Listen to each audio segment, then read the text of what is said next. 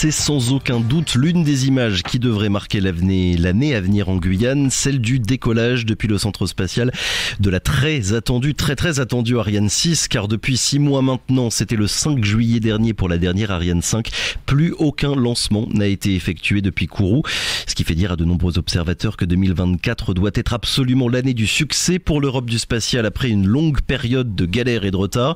Ce soir à l'Ancre, en ce tout début d'année, le CNES présentera ses vœux à la Guyane. L'occasion pour nous ce matin de faire le point sur le calendrier des mois à venir. Pour en parler, le directeur du centre spatial est notre invité ce matin par téléphone depuis Kourou. Bonjour Philippe Lié. Bonjour. Et merci beaucoup d'avoir accepté notre invitation. Vous êtes donc, je le reprécise pour tout le monde, le nouveau directeur du CSG depuis un peu plus d'un mois et demi maintenant. Elle se passe comment déjà cette prise de poste, Philippe Lié, dans une période charnière, voilà, on va dire, pour le CSG? Tout à fait. Donc on est dans une période charnière. L'année 2024 sera une année vraiment de transition vers de nouveaux modes de fonctionnement. Cette prise de fonction se passe très bien puisque j'étais là depuis plusieurs mois au CSG comme sous-directeur adjoint auprès de Marianne Claire. Et donc j'ai pu prendre mes marques et voir toutes les actions qui étaient engagées et qu'il fallait poursuivre et développer. Il n'y a plus le droit à l'erreur, on va dire, là, cette année, à la fois pour Ariane 6, mais aussi pour les autres grands projets dont on va parler.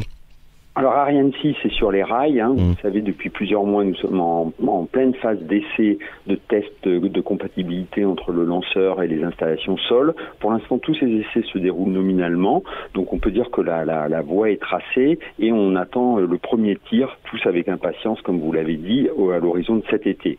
Bien sûr c'est un tir qui est emblématique puisque ce sera le retour de la souveraineté européenne en termes de lancement, avec à nouveau la disponibilité d'un lanceur lourd pour l'Europe. On reviendra évidemment sur Ariane 6, mais d'abord un mot général, on va dire, Philippe Lié. C'est quoi votre feuille de route pour les années qui viennent? Marianne Claire est restée 4 ans à la tête du CSG. Son prédécesseur Didier Fèvre, c'était 3 ans. On voit à peu près la durée moyenne du mandat d'un directeur ou d'une directrice du centre spatial. Les grandes orientations dans les 2, 3, 4 années qui viennent, c'est quoi? À quoi le CSG ressemblera d'ici à les 2027-2028? Les orientations sont bien tracées, puisque la feuille de route elle est très claire, c'est de préparer la remontée de la cadence de lancement. Donc, puisque après le premier tir d'Ariane 6, on va très rapidement remonter en cadence en termes de lancement avec plusieurs Ariane 6 par an, plusieurs Vega C aussi par an, et puis on va accueillir, vous le savez, de nouveaux acteurs, c'est-à-dire des petits lanceurs. Aujourd'hui, on a prévu d'en accueillir 6 sur un nouveau pas de tir qui est situé sur l'ancien pas de tir Diamant, et puis on va reconfigurer l'ensemble de lancement Soyouz pour accueillir aussi des lanceurs un peu plus lourds de nouvelle génération. Donc le CSG doit se préparer à une remontée de la cadence qui va se faire progressivement entre 2025 et 2026, et pour cela, on a besoin de moderniser le CSG, et donc on a un grand programme de modernisation du CSG avec la création d'un nouveau centre des opérations qui nous permettra d'être beaucoup plus réactifs, d'enchaîner des tirs de façon beaucoup plus fréquente, une feuille de route de digitalisation du CSG pour le rendre aussi beaucoup plus efficient, et puis une transition énergétique, puisque notre objectif c'est d'avoir 90% d'énergie verte d'ici 2027-2028, et de produire aussi des ergols, c'est-à-dire en l'occurrence de l'hydrogène vert à partir d'hydrolyse de l'eau. Et donc toutes ces activités doivent nous amener en 2026 à un CSG beaucoup plus moderne qui sera en mode aéroport, avec beaucoup aéroport spatial, avec beaucoup de lanceurs, beaucoup d'opérateurs, et on vise des cadences de lancement très supérieures à ce qu'on fait aujourd'hui. Oui, quand vous dites remonter très rapidement en cadence, on est bien d'accord que c'est pas cette année que le CSG va retrouver un nombre de lancements conséquent? Non, cette année, on vise 4 lancements, si tout va bien. 2 Ariane 6, un Vega et un Vega C en fin d'année. Ce sera le retour en vol d'ailleurs de Vega C, puisque vous savez qu'il a connu une anomalie. Et donc, il y a des investigations en cours et des phases de test pour vérifier que le lanceur peut revenir en vol. Mais si tout va bien, les Ariane 6, on pourrait envisager d'en faire 6 en 2025 et 4 Vega C, c'est-à-dire en 2025 d'atteindre une cadence d'au moins 10 lancements, qui préfigurerait une remontée en 2026 encore plus importante, puisque ce qui est important à signaler, c'est que les carnets de commandes de ces lanceurs sont pleins. C'est-à-dire que c'est la disponibilité des lanceurs qui aujourd'hui freine la remontée en cadence, pas le nombre de clients. Alors justement, puisque vous en parlez, on le sait bien, évidemment, le gros sujet de l'année, ce sera Ariane 6. Les 2 derniers tests, c'était à Kourou d'abord avec une séquence de lancement et puis en Allemagne pour un essai de mise à feu de l'étage supérieur. Apparemment, les résultats, ils ont été un peu mitigés pour ce qui a été fait en Allemagne. Est-ce que le calendrier change ou ne change pas, Philippe Lié? Il y a toujours cet objectif de mi-juin, fin juillet pour le premier lancement d'Ariane 6? Tout à fait. Hein. Oui. Alors les résultats de l'essai en Allemagne n'est pas allé jusqu'au bout de ce qui était attendu, mais les résultats permettent de continuer à avancer. La démonstration de ce qu'il fallait démontrer a été faite. Et les essais qui ont eu lieu à Kourou, par contre, sont des succès avec des mises à feu longues du moteur, donc plus de 700 secondes de mise à feu du moteur principal. On a encore quelques essais à faire, des essais de compatibilité, de vérifier des systèmes mécaniques, etc. Mais ça va aller très vite puisque le lanceur de vol va être mis sur le pas de tir dès début avril. Donc il faut voir que début avril, on va ériger le lanceur de vol et on vise un premier lancement donc courant fin juin. À partir de mi-juin, disons, ou en juillet. Et donc aujourd'hui, il n'y a pas de no-go par rapport à cette date de premier lancement. Et là, d'ici quelques jours, à la fin du mois de janvier, il y aura un nouveau test, c'est bien ça, pour tester la déconnexion des bras cryogéniques? Tout à fait. Donc ça, c'est un test qui est purement mécanique, c'est-à-dire de vérifier que les bras qui amènent les ergols cryogéniques au lanceur, il y a une phase juste avant le lancement de déconnexion automatique et très rapide de ces bras pour libérer la fusée. Et donc, on va faire un test le 30 janvier de libération de ces bras. Bon, aujourd'hui, on ne voit pas de difficultés particulières, mais on n'est jamais à l'abri de découvrir des choses. Les tests, c'est fait pour ça. Je le disais en introduction, Philippe Lié, le CNES va donc présenter ses vœux à la Guyane. Ce sera ce soir à 19h à l'Ancre. J'ai cru comprendre que ce serait une soirée un peu particulière. Il y a quoi de prévu exactement ? Alors il y a beaucoup d'événements très sympathiques qui sont prévus ce soir à l'Ancre, dont un spectacle, mais je ne vais pas trop vous en dire plus pour garder le suspense. Il y aura en tout cas vraiment un beau spectacle de danse et puis des animations autour de ce qui s'est passé cette année, de ce qui va arriver, des films. Donc je pense que ce sera une très belle soirée. On sait bien économiquement ce que représente le CSG en Guyane. D'ailleurs, la soirée de ce soir, c'est bien les vœux du CNES à la Guyane. Les liens entre le CSG et le reste de la population, Philippe Lié, notamment les élus. On va pas refaire l'histoire, mais on sait bien ce qu'il en est. Il y a 2 mois, il y a eu la mise en place d'une commission consultative des parties prenantes du centre spatial guyanais. Ça sert à quoi et ça traduit surtout quelle ambition finalement dans les liens entre le CSG et tout le reste du territoire ? Alors la commission consultative, elle s'est tenue pour la première fois donc en octobre ou en novembre, et en fait c'est une rencontre entre le CSG et tous les acteurs du territoire. Donc il y a CTG, les maires, tous les acteurs économiques, la préfecture, les services de l'État. L'idée c'est d'avoir un forum d'échange où le CSG puisse présenter toutes les actions qu'il mène, alors que ce soit les actions dans le domaine purement spatial, les programmes de rénovation, de pas de tir, qui ont un impact sur l'emploi, puisque ce sont des gros travaux qui vont employer beaucoup de monde, mais aussi les actions que mène le CNES en faveur du territoire. Donc, vous savez, c'est essentiellement des projets de développement économique, beaucoup d'actions en faveur de l'éducation, des projets qui visent à développer le territoire avec des applications spatiales, et puis il y a un volet tourisme aussi important, puisque vous savez qu'il y a 2 sites très importants en termes de tourisme qui sont le CSG qui se visite gratuitement et les îles du Salut, puisque les îles du Salut sont le premier site visité en Guyane. Et en 2024, on aura un événement très important dans ce domaine-là. Ça sera l'ouverture du nouveau musée qui s'appelle Guya Space, qui sera vraiment une cité des lanceurs et de l'espace, et qui va être aussi un site de visite, que ce soit pour les gens en visite, pour les locaux, pour les scolaires, qui sera très important. D'ailleurs, sur ce point-là, sur l'accompagnement du développement, on va dire, de la Guyane, votre vision, on va dire, Philippe Lié, c'est quoi et ça se traduit par quel genre de projet, si vous en avez ?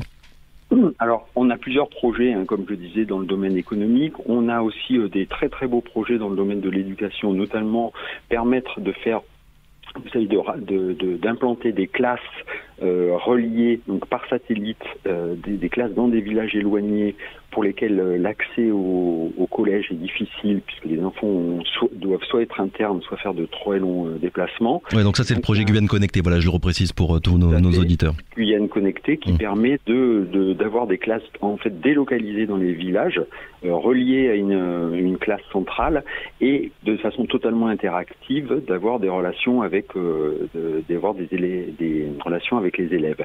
Et puis il y a un programme de bourse aussi, un très important programme de bourse qui permet à des néo-bacheliers guyanais de poursuivre leurs études, soit en Guyane, soit en métropole. Et ça, c'est très important parce que c'est aussi pour le CNES, d'abord ça fait partie de sa mission, mais aussi le CSG a besoin de cadres qui viennent travailler au CSG et donc c'est important de contribuer à toutes ces formations. Et puis on a aussi des travaux avec l'IUT de Kourou, des projets de participation à des micro-lanceurs, etc., etc. Donc beaucoup d'actions dans le domaine de l'éducation, des applications spatiales et puis des projets de développement économique qui se font essentiellement avec les différentes communes. Est-ce que le centre spatial guyanais, Philippe Lié, est toujours un port spatial de classe mondiale? Quand on voit le budget important qui a été alloué à la modernisation du CSG, la rénovation des bâtiments, il y a un nouveau centre aussi des opérations modernisées ou encore tout ce qui concerne le digital et la transition énergétique, on se demande est-ce que ce plan-là finalement de rattrapage en quelque sorte, il n'aurait pas dû être lancé beaucoup plus tôt? Alors, je crois qu'il est jamais trop tard, sachant que en termes de tuilage, il faut voir qu'en termes de disponibilité aussi de nos équipes, c'est vrai que c'est la baisse de la cadence qui nous permet aussi de développer, de mettre en place tous ces projets. Ils sont difficiles à mettre en place quand on est en pleine cadence de lancement. Donc, en termes de timing, c'est bien. Et je crois que le CSG va rester un centre de lancement de premier rang. Vous savez, de par sa situation géographique, il a des atouts extraordinaires et en termes de centre de lancement, de base de lancement capable de lancer des lanceurs lourds, également il y en a très peu dans le monde et le CSG va rester un port spatial pour l'Europe de tout premier plan. Il y a 2 ans, Marie-Anne Claire souhaitait atteindre 90%. Je suis retombé sur une précédente interview qu'elle avait donnée, 90% d'énergie renouvelable en 2025. Est-ce que vous y arriverez ? Alors en 2025, non. Ce qu'on vise, c'est 2027. On implémente des champs photovoltaïques. Il y a aussi des projets de centrales biomasse qui sont là, des partenariats publics-privés, puisque c'est pas des projets qui vont être développés par le CNES, mais le CNES le CSG sera consommateur. Et puis l'idée, c'est aussi la principale source de verdissement en fait de l'électricité, c'est de ne pas la consommer, et donc d'avoir des bâtiments beaucoup plus économes et des systèmes beaucoup plus économes, notamment dans le domaine de la climatisation. Donc on vise 90% d'énergie verte en 2027, et pour l'instant notre feuille de route devrait nous permettre d'y arriver. Et du coup, ces travaux-là, ils vont être conciliables avec le retour des lancements et la montée en cadence des tirs que vous avez expliqué il y a quelques minutes ? Oui, parce qu'il y a une partie de ces travaux qui ont déjà démarré. Donc on a un champ photovoltaïque de 5 MW qui devrait entrer en service à l'été. Derrière, on va en construire un autre dans la foulée. Les centrales biomasse sont plus des projets industriels. Et puis on a un projet qui vient de démarrer aussi qui s'appelle Iguane et qui permet de produire de l'hydrogène vert. Et cet hydrogène, il pourra servir à la fois à la production d'électricité, à des solutions de mobilité en Guyane et surtout à l'alimentation d'Ariane 6 qui consomme énormément d'hydrogène. Donc ces projets, je dirais, ils sont déjà sur les rails, ils sont déjà partis et donc ils seront quasi opérationnels au moment de la montée en cadence. Est-ce que, Philippe Lié, médiatiquement, est-ce qu'on se concentre trop sur Ariane 6 et on parle pas assez des micro-lanceurs quand on voit un petit peu à quel point finalement le paysage du spatial a changé depuis ces dernières années et va changer dans les années qui viennent? Est-ce que finalement l'activité du centre spatial guyanais dans 5-6 ans, ce sera pas surtout des petits lanceurs à côté du géant finalement qu'est Ariane 6? Alors je crois que les deux vont devoir cohabiter parce que le CSG n'existe pas sans un lanceur lourd de type Ariane 6. Ariane 6, c'est vraiment la capacité de lancer des gros satellites, d'atteindre l'orbite géostationnaire avec des gros satellites. Et donc c'est vraiment la colonne vertébrale du CSG. Après, les nouveaux acteurs, ils vont arriver progressivement. On va voir comment se distribue le marché sur ces différents nouveaux acteurs. Potentiellement, c'est quelque chose qui peut prendre beaucoup d'ampleur, mais je crois que les deux systèmes, et c'est bien la force du CSG, vont cohabiter en utilisant des moyens partagés. Un peu, si vous voulez, comme sur un aéroport, vous avez des très grosses compagnies aériennes avec des A380 et puis des petites compagnies aériennes qui ont des avions plus légers et des coûts beaucoup plus bas. Donc je crois que les deux ne sont pas antagonistes, ils vont cohabiter. Après, au niveau des micro-lanceurs, on n'en parle pas encore beaucoup parce que on est en phase d'arrivée. Ce sont tous des lanceurs qui sont en train de développer leur prototype. Nous, on aménage la base pour les accueillir, pour avoir des pas de tir dédiés, des pas de tir beaucoup plus simples qu'un pas de tir Ariane 6 dédié. Mais c'est quelque chose qui va prendre de l'ampleur et qui médiatiquement sera très important à partir de 2025. À ce niveau-là, d'ailleurs, le pas de tir pour ces micro-lanceurs, ce sera prêt pour quand ? Alors le pas de tir, les travaux vont démarrer cet été, pas de tir d'aménagement, et on en a à peu près pour 1 an avant d'avoir aménagé le pas de tir. Donc mi-2025, on devrait avoir 6 pas de tir. Alors ce sont des pas de tir beaucoup plus simples qu'un pas de tir Ariane 5, 6 types d'installations capables d'accueillir 6 micro-lanceurs différents au niveau de l'ancien site fusée qui s'appelle Diamant sur le CSG qu'on est en train de réaménager. Philippe, dès qu'on parle de spatial depuis ces dernières années, on parle beaucoup et de plus en plus de toutes ces startups qui arrivent sur le marché. Pendant longtemps, on parlait surtout des startups américaines et là, on voit finalement poindre un petit peu des startups européennes. C'est quoi finalement la situation actuelle à ce niveau-là ? Alors, côté européen et côté français, on a beaucoup de startups qui émergent dans le domaine. Alors, vu du CSG, sont essentiellement des startups dans le domaine des lanceurs. Donc il y a de très belles entreprises là qui ont levé des fonds importants pour se positionner sur le domaine des lanceurs. Et puis on a aussi d'autres types d'acteurs qui font de la surveillance de l'espace et qui nous sollicitent pour s'implanter aussi sur le CSG pour diverses activités. Donc le CSG est un terre d'accueil pour ces startups. Et puis vous le savez aussi, dans le domaine des satellites, aujourd'hui on voit des startups se lancer dans les constellations de petits satellites, des chaînes de fabrication. Donc ces gens-là vont aussi être des nouveaux clients pour le CSG, puisque quand ils vont arriver avec des centaines de satellites à lancer très rapidement, il faudra qu'on soit réactif et qu'on s'adapte. Ça ne sera pas exactement le même mode de fonctionnement qu'avec des gros satellites d'Ariane 6, mais ce sont des acteurs qu'on commence à rencontrer, qui viennent nous voir, viennent voir comment ça peut se passer pour eux. Et donc oui, je crois qu'il y a un vrai foisonnement dans ce domaine-là, côté France surtout. Tout le monde ne survivra pas, c'est certain, mais je pense qu'il y aura de très belles histoires dans ces startups. Oui, avec une concurrence, on le voit bien, qui est en train de naître entre plusieurs startups et plusieurs nations européennes. Dernière question, Philippe Lié.